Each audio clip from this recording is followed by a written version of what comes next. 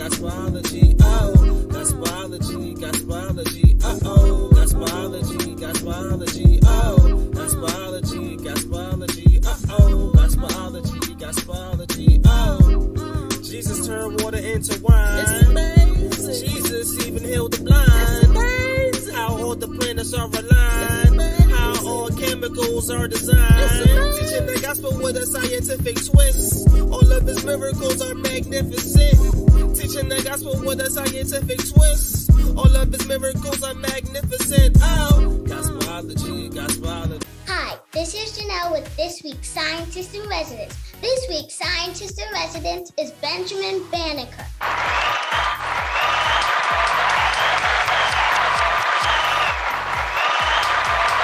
Benjamin Banneker was a free African-American almanac author, surveyor, landowner, and farmer who had knowledge of mathematics and natural history. Let's take a look at his video. Benjamin Banneker can best be described as a mold breaker. He was born in 1731 in Ellicott's Mills, Maryland. As a child, he attended a Quaker school, one of the few institutes that offered integrated education, and he put what he learned into practice. At just 15, he developed an irrigation system for his family farm. When he was 21, a friend gave him a pocket watch, which he promptly took apart to figure out how it worked. But he was not simply satisfied by understanding the mechanism. He needed to make his own. So Banneker built his own clock from scratch. And it was so well engineered and the mechanism so precise that it struck on the hour, every hour, for the next 40 years. Banneker's clock gained him a reputation, catching the eye of a famous clockmaker, Joseph Ellicott. He helped Ellicott build a complicated clock, and in return, Ellicott loaned him scientific books and instruments for astronomical study. He taught himself everything there was to know about science and math, particularly astronomy. He began using what he learned to predict weather patterns and plan agricultural methods.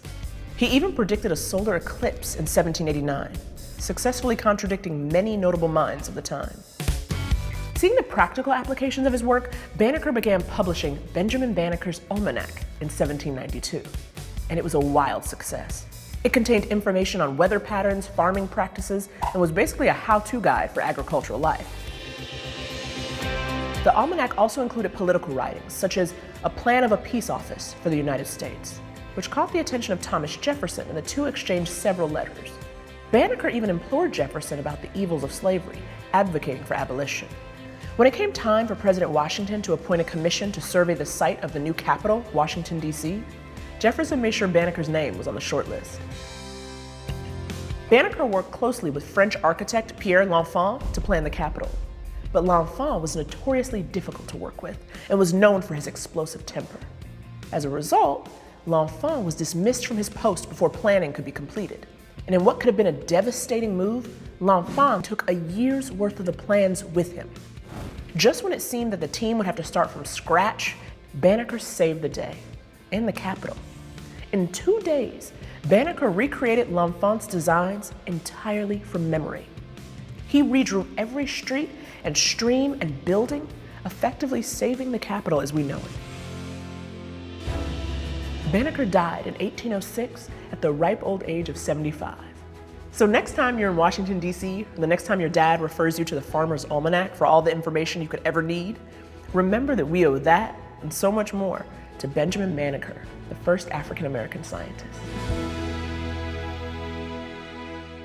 Wow, I will never look at the Capitol the same again.